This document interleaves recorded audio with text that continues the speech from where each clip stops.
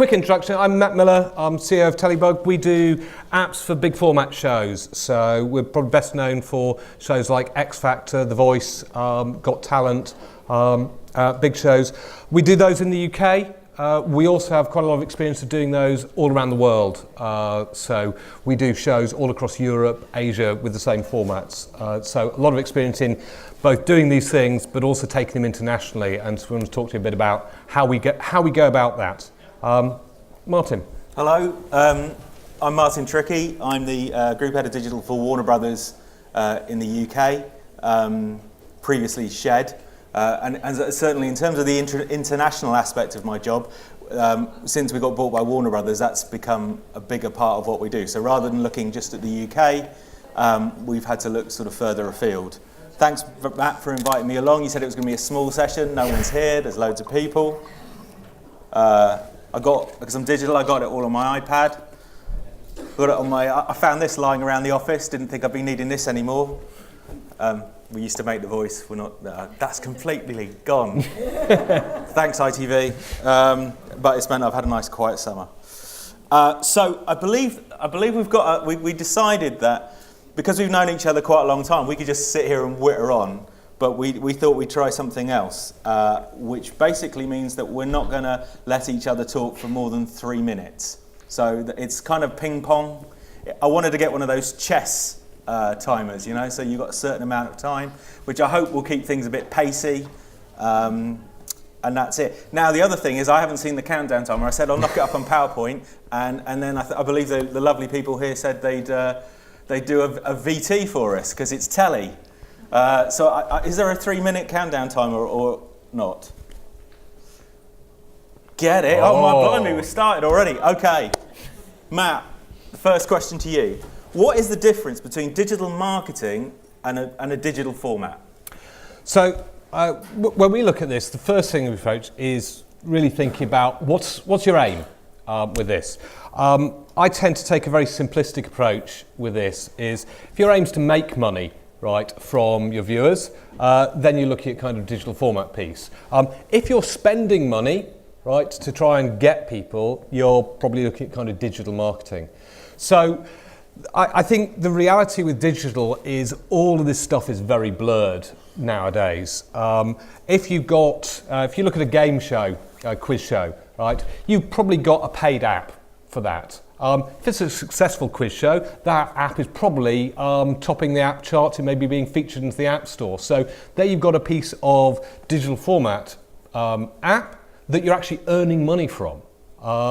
Yet it's also promoting the show. If you look in the Apple App Store right at the moment, you've got a premium app for Mr. Robot, a drama show that's being promoted. Right, so there's a digital format piece that's actually acting as free marketing for the show.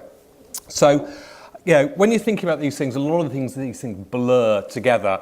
The important thing is that you make sure that you've got the right goals that you're trying to do. If your goal is to try and drive marketing, drive awareness, you want to be spending money, you want to be thinking about where you're putting it, you want to be putting the production values in for that and looking at the distribution of it. If your goal is to make money, you've got to make sure that you've got that marketing piece out. The great thing about TV is still the best marketing that you can get. We do apps for shows all around the world, and we've done all sorts of digital marketing with paid promotion on Facebook, promoted tweets, social media activation. Pretty much every single one of them pale to insignificance compared to a single 10-minute VT embedded within a show that tells people why they should get an app for that show, why they should do something, why they should get it right now while the show's on. Right? You do that drives huge distribution. I think the good news there for anybody in kind of marketing is TV advertising works incredibly well for marketing. I mean, it still works incredibly well. It's far better than any form of digital marketing, but the two can work together there. So, is start to have a look at, think about what you want to do, think about how you're going to push distribution out. And that's how we tend to think about it.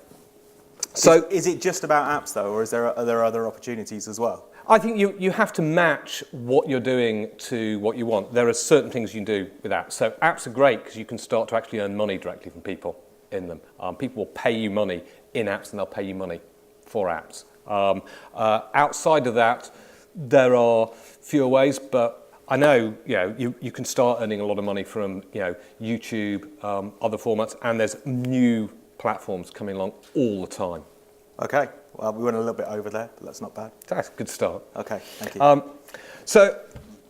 First question. So this is great, but what digital formats are relevant globally nowadays?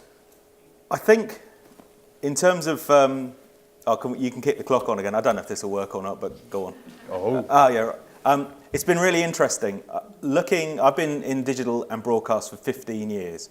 And 10 years ago, it felt like an incredibly exciting time with lots of digital formats coming through, lots of investment, lots of development, and people seeing it as a future. Perhaps at that time, the technology and the connectivity and the domestic availability of that technology wasn't quite there. So we were making lots of really great ideas, but there weren't enough people who weren't used to being able to do it. And then I think especially in the UK over the last 2 to 3 years, there's been a real pullback in terms of broadcasters for many reasons about taking risks not only on digital formats but on new formats generally. I think it's far more difficult now to be able to pitch an idea that is completely different and that involves the public interactively than it was before. That being said, I still think there are places around the world that are still using it. Holland has traditionally been a hotbed of this. In the Netherlands, people are far more used to be able to use interactivity, apps and other digital media to affect their television. They're far more comfortable with it and feel that it's a perfectly natural thing to do. I mean, for all of us, basically, within a few seconds of ad breaks coming on, everybody's reaching for their phone whilst we're watching TV. The second screen device, it's not the second screen, it's just another screen that happens to be there whilst we're watching TV. We've all got it in there, we're all doing something else. But what we seem to have done, I think, at the moment is moved away from the opportunity that televisual experience has and the fact that we have another device in our hand to be able to do it. And I think now is exactly the right time for us to be looking again at formats and perhaps trying to work out if there are ways of being able to take them forward. Having learned from some of the stuff that we've done before, because we've all made stuff that hasn't worked. We've all made stuff that has worked. But I think now with the opportunities around the fact that everyone's got a device, pretty much most people are connected. People are using their second screen. They're using their mobile device all of the time. I think if we try again, I think that it'll still work. And then, crucially, if that format does work, there is a massive opportunity to be able to roll that out globally. Oh, 10 seconds. So what are the new platforms that you think are that haven't been used so far that are going to come up? Am I filling up my last 2 seconds on that one? So I think Snapchat's really interesting. I think Facebook will become ever more interesting. But both of those, you've got to look at the revenue model. Because we're all I'm personally really enjoying working on YouTube at the moment because it provides a revenue stream. And when you can see money coming back for the first time, that makes a big difference. Right, Matt. I've eaten into your time there.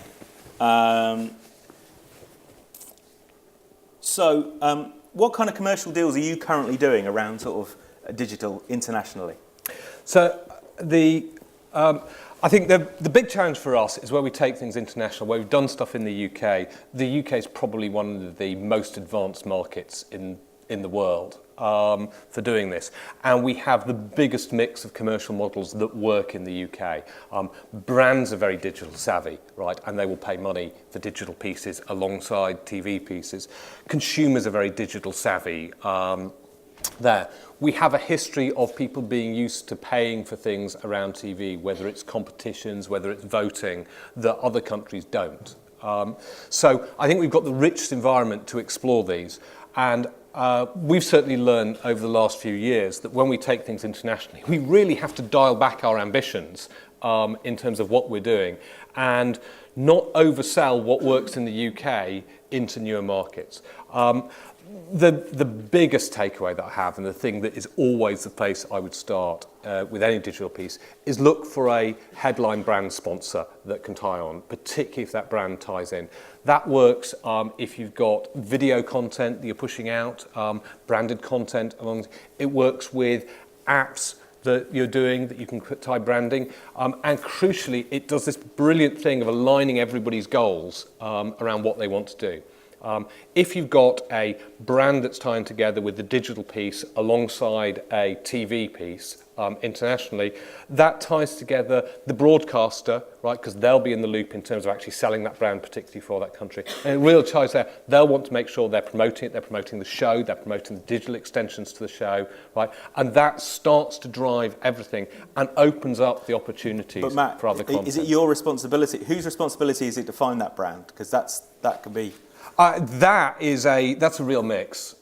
So a lot of broadcasters want to have control over the brand in the country, but not all of them are set up to do it. So sometimes you've got the production companies that have got the format in the region will have an involvement with them. We've actually brought brands into countries with apps, where we've taken an app in, pushed it, and then taken a brand that's been doing something with the equivalent format in the UK and taken that internationally and introduced that to the broadcaster. So I think this stuff isn't mature enough yet to go, right, there it is, it's set up. But I would definitely is nail that first single brand that you're going to get that's going to tie in the sponsorship. That's the best way of starting, and that leads into the other opportunities to get things.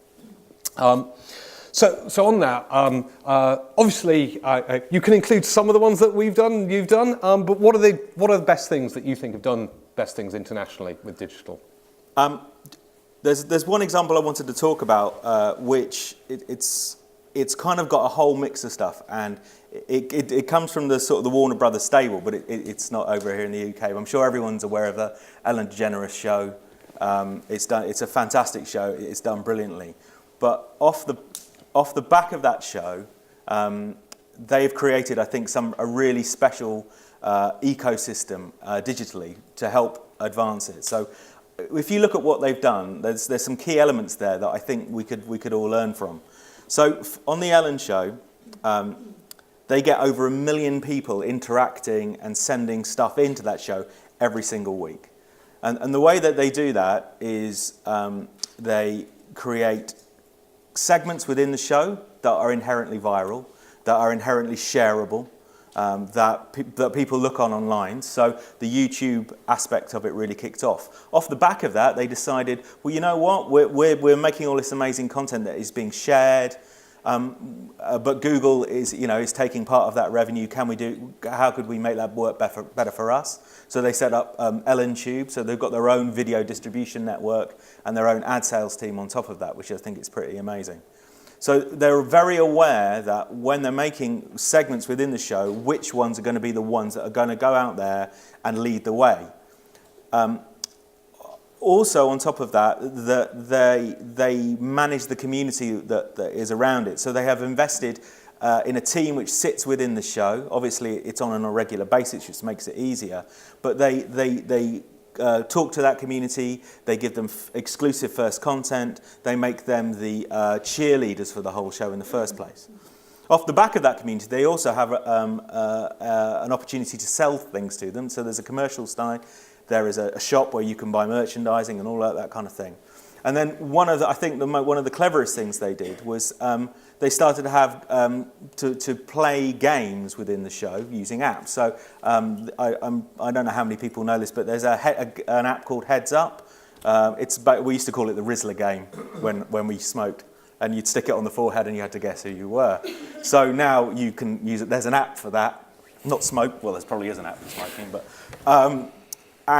and they played it on the show. And it became immensely popular, and the revenue they drive from that. But they never said it. It's not branded Ellen. It's just that the digital team created that app.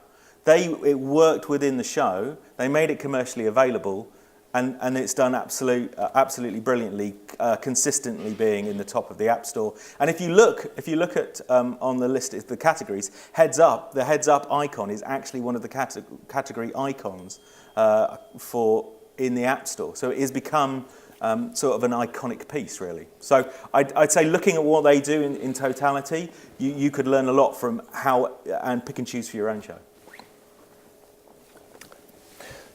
So I think on that is what they're using a mix of digital things. There is how do you pick what the mix is? What are the sort of things you should be looking at?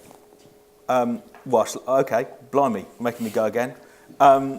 I think it's completely dependent on what show you've got. Our head of marketing says that all shows are loved equally, but they're not all born digitally equal. Some shows just have it within their DNA to be able to make it work, and some shows don't. So I think you have to look at it and decide whether your show has that DNA in the first place. There is no point. Nobody wants to be going around flogging dead horses and trying to make something work which isn't suitable for it. I think we've found that as well, is the best pieces fit naturally within the show, and I think is the starting point whenever we're looking at something, is to look at what makes sense within the show, rather than try and force a digital thing on top of the show. This show must have digital, therefore, let's pick this because this is popular on digital, we'll do that on the show. I think if you start from, here's something that makes sense in the show, and that also makes sense digitally, that works really well. But that reality is something that I've heard over the years is, you've got to have digital when you think about the idea in the first place. My experience, that never happens, because all the development teams are going and thinking of pitching ideas to sell into broadcasters to make shows. And if you've got digital people in those teams, that's brilliant, and they're thinking that way. But the reality is that the show always comes first.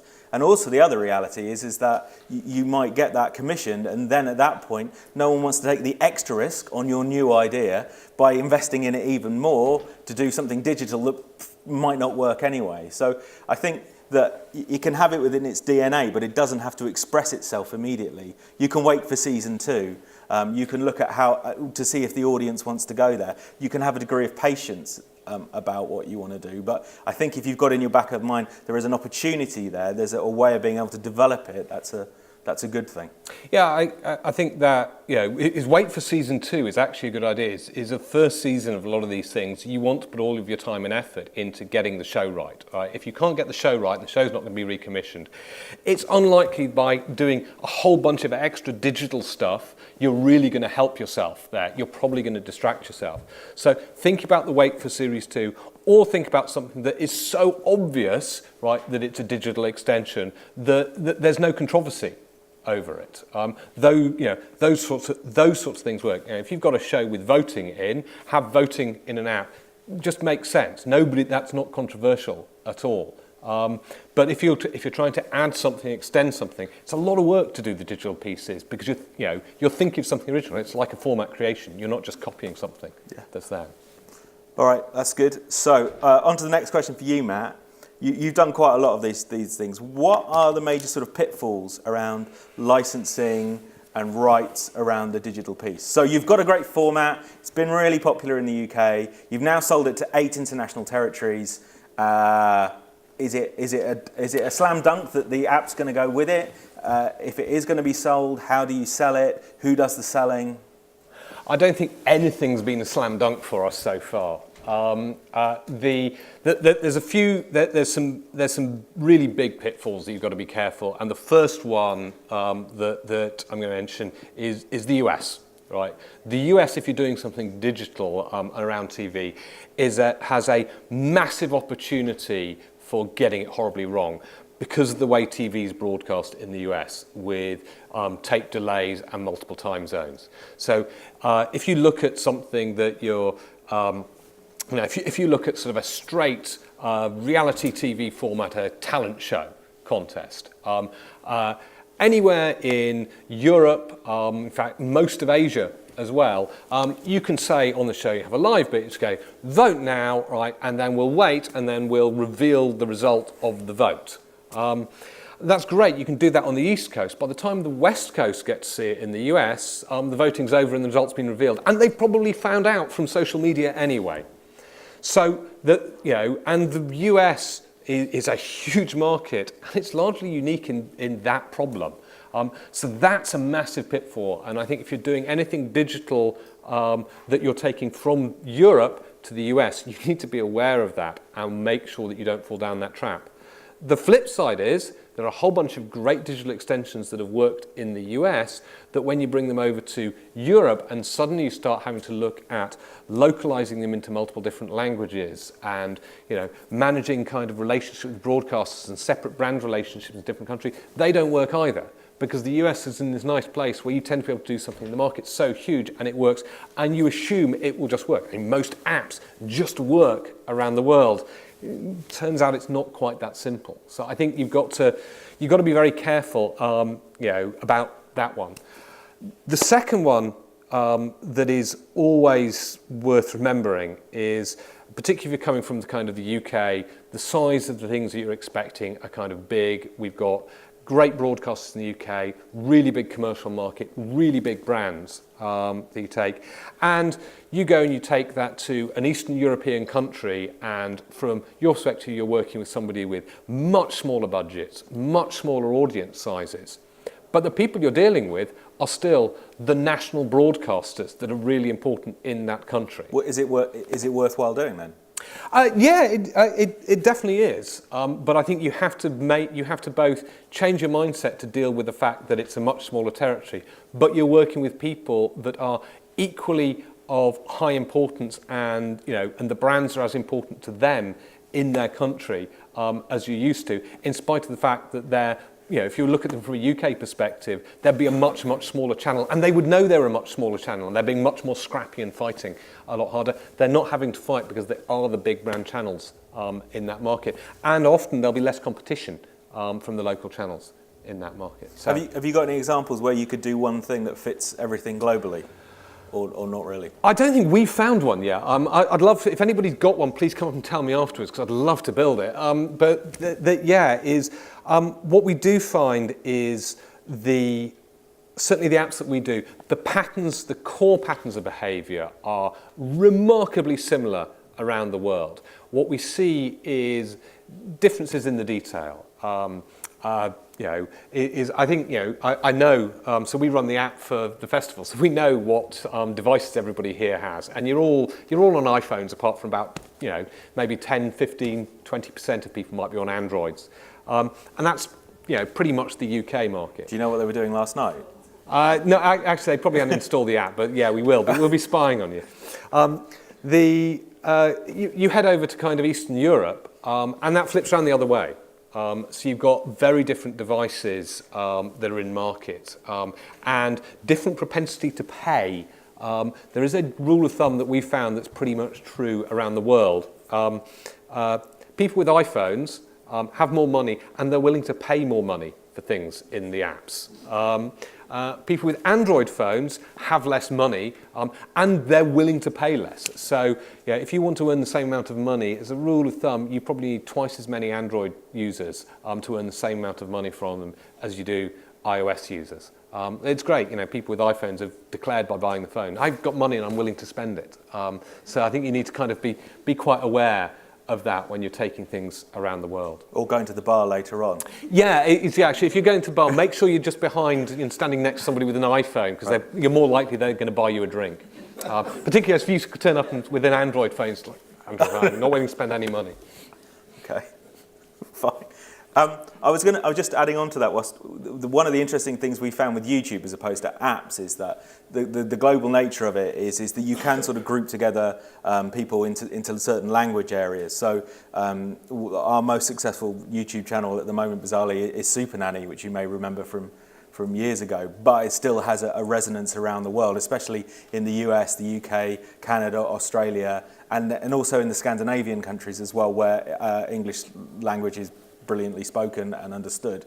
So you can, if you can overcome the language barrier, I think there's an opportunity to be able to go out and create brands that fit large areas of population and can give you good returns. Having said that, the CPMs that you get on content that is popular in the US are far higher than if it's localized. So trying to find something that works in America, I think, is brilliant. The question is balancing out the kind of the right situation, the preferential potentially you have in the UK, and the slightly more difficult situation you have in the States, but the fact that you still want it to be successful in America, because ultimately you'll make more money out of it.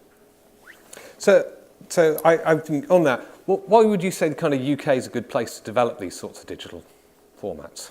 Well, I think that we have some broadcasters who have a great understanding in being able to do that. I think they've all had their strength. I think Channel 4 has always been sort of very innovative in what they've been doing, which is great. I think ITV have always seen the commercial opportunities, and if you can find something there that works commercially, that's really good. I think the BBC, less so. I think it's focused in recent years more on iPlayer and being able to follow the model of using the digital platforms as a distribution place for television, whereas previously it perhaps was more experimental. But you can see, when you look back at what happened with the recipes on the BBC website, something that was very close to my heart, and there's a kind of retrenchment back from that. And I think one of the questions, I think that the UK is brilliant because it has the talent to be able to make the stuff. It has a rights framework which I think allows people for it to be worthwhile, to be able to share, everyone to be able to share in some of the revenues that can come back from it. I think it's got a great track record in innovation, not only in digital but also in TV.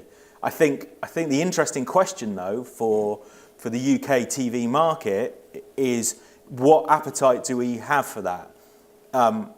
We look at Amazon and Netflix and you go, well, obviously they're massive global players, but they are still just mostly just distribution platforms for linear content.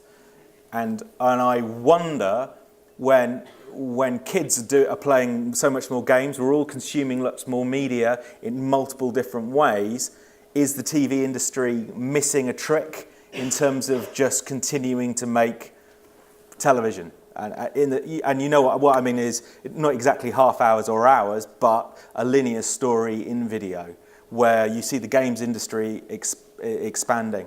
I think CBBC and CBeebies has been really interesting because they understand that their audience loves games, they love interacting with their shows, and they've always invested in it. And the two things, as you talked about earlier, they help each other rise. A great game and a great show, they can really help build each other. And then it gets to the point we're 12 years old, and then nothing. And I think the BBC Three thing is really interesting and is a brave experiment. And I think we're all really interested to see how that pans out. But I wonder where we fill that that sort of gap once we've left childhood. Because all of those people will continue to play games and do that and consume different media, but is the TV industry going to be a part of it? So that's more of a question for you guys, I think, ultimately. So I think with that, are there any questions from the audience? There are some microphones around if people have got questions. There's one at the back there. Hi there, hello. Hi. You made an interesting point, Martin, about development teams in generally being a little bit more focused on TV and thinking about the TV format and then always trying to hook in a sort of digital angle after the event. I'm just wondering, given obviously the proliferation of platforms and devices and the move into digital now, it's kind of everywhere, when and if you see that shifting, that more and more formats will originate in a digital sphere, in a kind of maybe global sense, and then there'll be kind of localized TV transitions amplifying the digital format? I think, yes. I think it's completely possible. I mean, you look at Pokemon Go, and it's a game, but that could have been a TV show. I think I pitched that as a TV show 5 years ago, and I think I've had it pitched to me as well. But that was a global phenomenon, and it happened on your iPhone, which you kind of needed, or your Android. But it could have been a TV show equally. It could have been a game show. It could have been a treasure hunt. I'm sure it will become a TV show at some point. So yes, What do you think it needs though for that to happen? Well, like everything that you need for a business to work, it needs to see a return on its investment.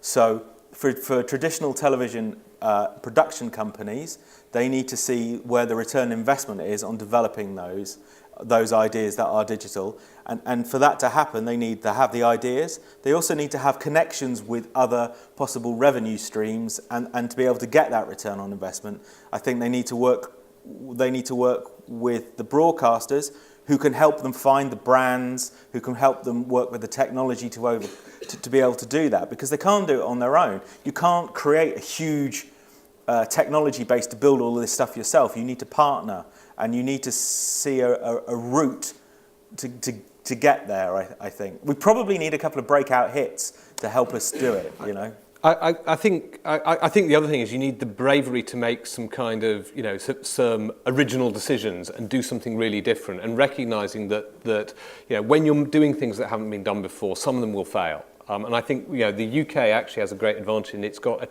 a tradition of doing that and letting things fail and that being okay.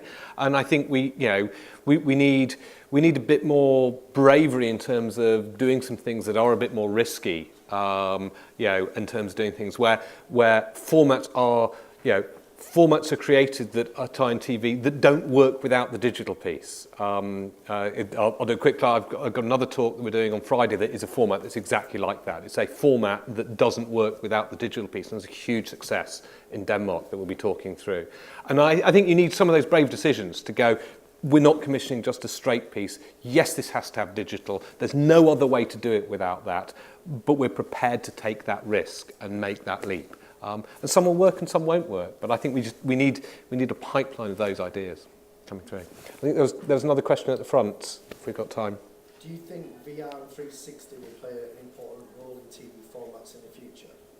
So just for anybody in here, the question is will VR and 360 play an important role?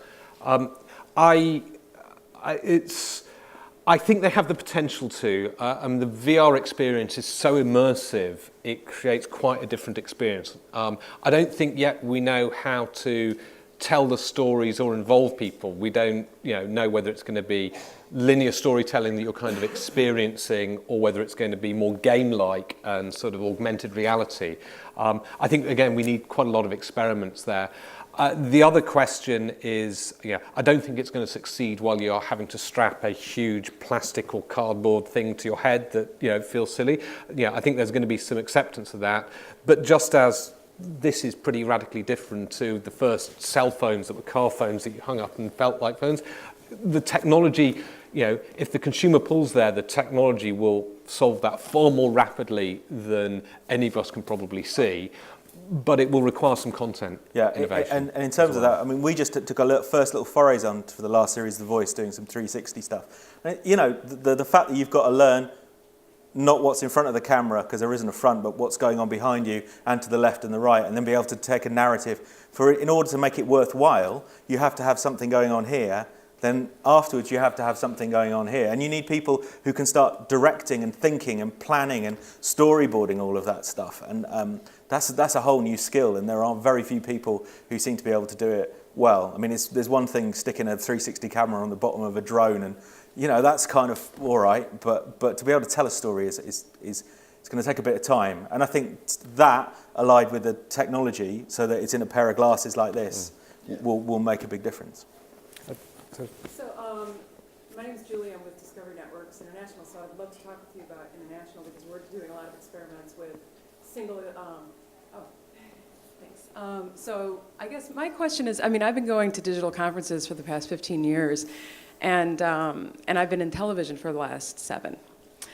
And it's really interesting because the dialogue is definitely shifting. The vocabulary is shifting. And my question for you guys is, television, I like that you're talking about behavior, because I think behavior is at the core of how we're going to reach and how we're going to grow. And so I guess listening to you, it seems like television is traditionally a push behavior. We push content out and people consume it. It's very passive. And now, especially in the last, I mean, there have been a lot of changes from what you guys have been describing especially. I'm curious, teams kind of need behavior scientists on them to really be successful. And are you seeing anything like that? Because I think in the television industry, most people are still thinking linear, push it out for consumption. There are experiments, there are things that are cool, but to be really successful, I think you have to understand behavior.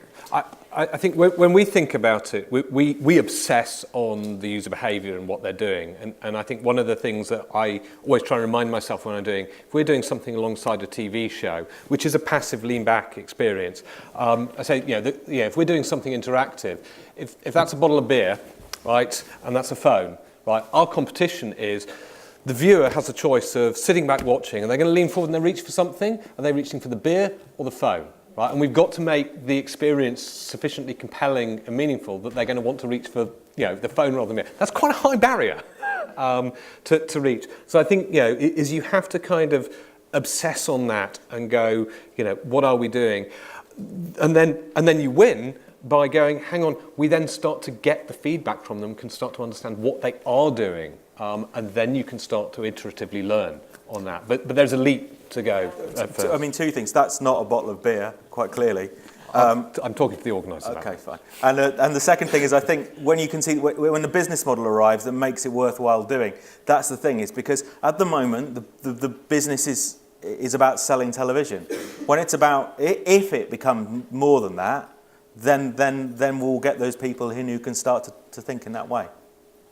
Are we time's up. Yeah, I think. Are we allowed one more question? Was that? Go on. One more question, if. I'm tending to think of apps as something that require multi-screens. But increasingly, as people watch TV on a mobile device, how are you building app interactivity into a single screen? Or can you? There's a whole bunch of actually infrastructure challenges rather than technology challenges. I don't think of the things that we've done, our kind of holy grail is we just overlay the stuff we're doing on a video picture, and that works perfectly on a phone. When you plug that into the reality of the world, which is broadcasters and value chains around that and content protection and so on, it becomes incredibly difficult to do from a contract and infrastructure perspective. From a technology perspective, it's actually remarkably easy. My daughter watches CBBC and plays Minecraft at the same time because you can split the screen, and so it sort of happens. But the two aren't related unless she suddenly starts building. I can't think of Danger Mouse in Minecraft kind of thing. But anyway, we better stop. Thank you very much. Yes, thank you.